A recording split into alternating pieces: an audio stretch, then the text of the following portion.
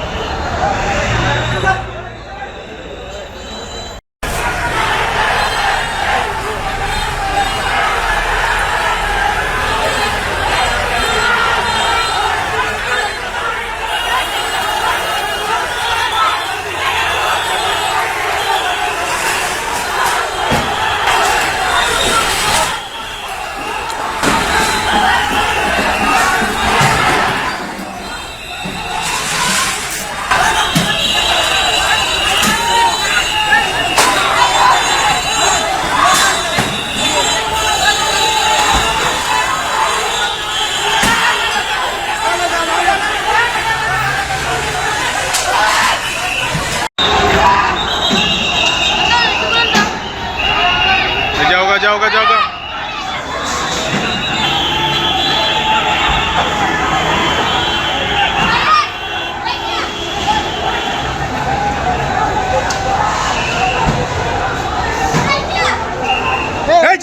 दिखे चले जाओ दिखे जाओ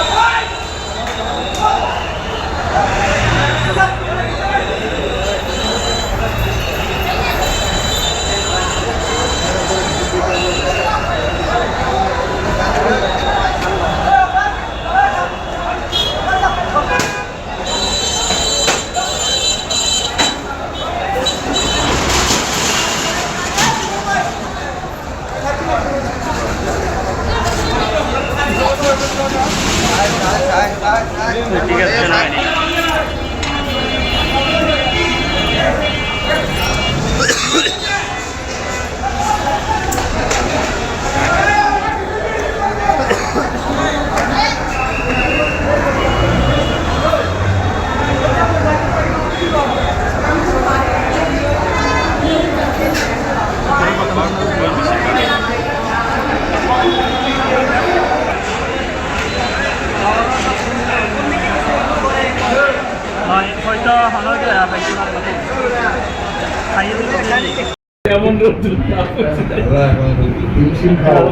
আমরা আমাদের চেয়ারম্যান সাহেব বেশ করি, উনি আমাকে ফোন করছেন। তার প্রথম প্রমাণ হচ্ছে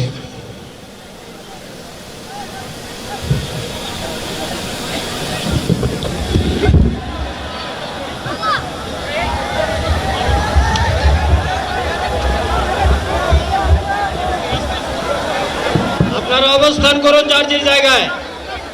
আপনাদের সব কিছু দেখার সঙ্গে পরিবর্তন করবেন না, সবাই জায়গায় থাকেন। সম্মানিত ভাইয়েরা, আপনারা শান্ত থাকুন। আল্লাহ রাব্বুল আলামিনের রসের মেহমানিতে সদরে মাহদিল মুহতারাম আমিরে জামাত অচিরেই শেষ হয়ে যাবেন ইনশাআল্লাহ। আমি আল্লাহ তাআলার শুকরিয়া আদায় করি, আল্লাহ তাআলার শুকরিয়া আদায় করি আবার আপনাদের সামনে দাঁড়াতে পেরেছি। আমি বলেছিলাম দুর্নীতিমুক্ত বাংলাদেশ ইনশাআল্লাহ সবাইকে নিয়ে আমরা গড়ব। আমরা কথা দিচ্ছি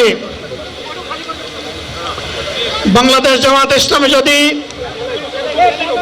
আল্লাহ তাআলার মেহেরবানি এবং সরকার জনগণের ভালোবাসা নিয়ে সরকার গঠন করে,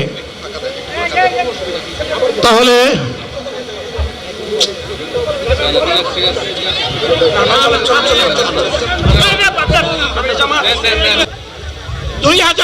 সালের 28 অক্টোবর থেকে শুরু করে পল্টন গণহত্যা, শাপলা গণহত্যা, সারা দেশের গণহত্যা, পিলখানার গণহত্যা, 24-এর গণহত্যা, এই গণহত্যা যারা করেছে তাদের সকলের বিচার বাংলাদেশের মাটিতে নিশ্চিত করতে হবে। এদের বিচারের দৃশ্যমান প্রক্রিয়া শুরু না করা পর্যন্ত পুরানা ব্যবস্থাপত্রে বাংলাদেশ আর চলবে না। আমরা আমাদের চেয়ারম্যান সাহেব বেশ করি, উনি আমাকে ফোন করছেন।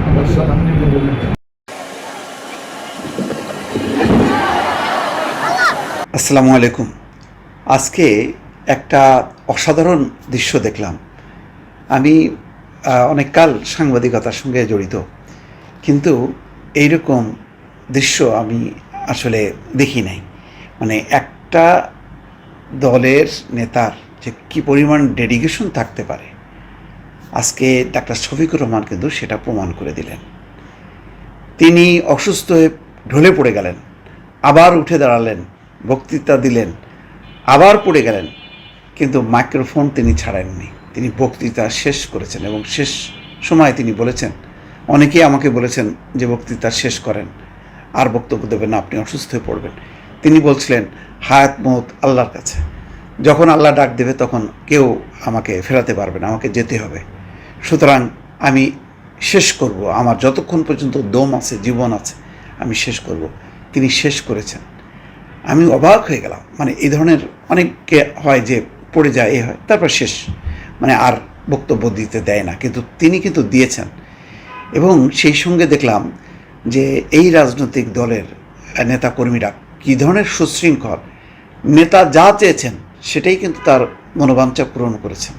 তারা জানেন যে একটা দুর্ঘটনা ঘটে যেতে পারে, তারা কিন্তু বাধা দেননি।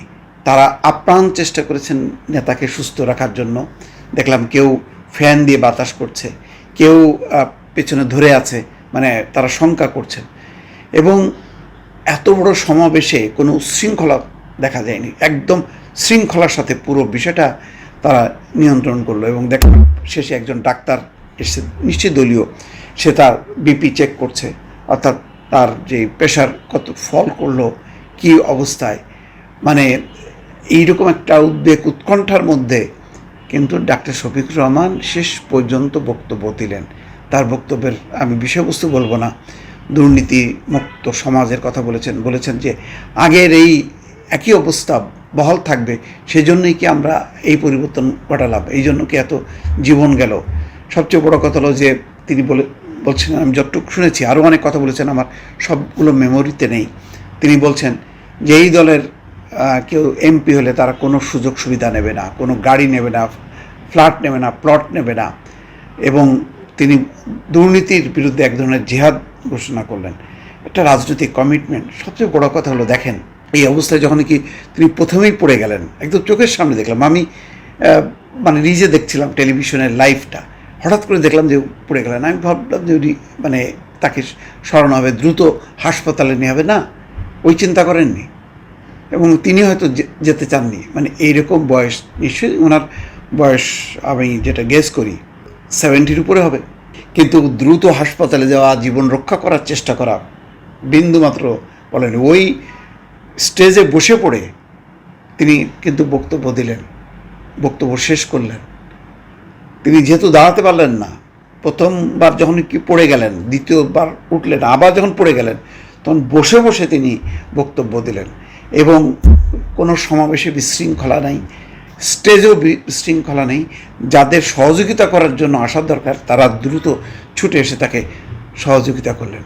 এটা এইরকম দৃশ্য মানে এই ধরনের বড় রাজনৈতিক সংগঠনে মানে দেখা যায় না। এখান থেকেও জামাতের এই ভালো দিকটা শিক্ষা নিতে পারেন। আমি অনেক তাদের নীতিগত অবস্থান বা অনেক বিষয়ে আমি বিতর্ক করি, আমার সেটা পছন্দ হয় না, সেটা অন্য বিষয়।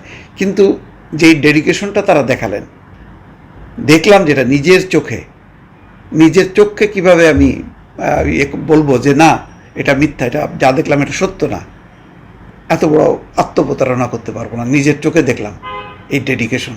এইরকম একজন বয়স্ক সিনিয়র নেতা পড়ে যেও তিনি আল্লাহর নাম নিয়ে তিনি শেষ পর্যন্ত বক্তব্য শেষ করলেন।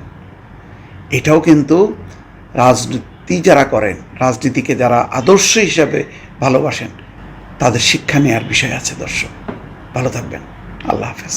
প্রিয় দর্শক শ্রোতা, এই বিষয়ে আপনার মতামত কমেন্ট বক্সে লিখবেন। আজকে পর্যন্তই, আল্লাহ হাফেজ।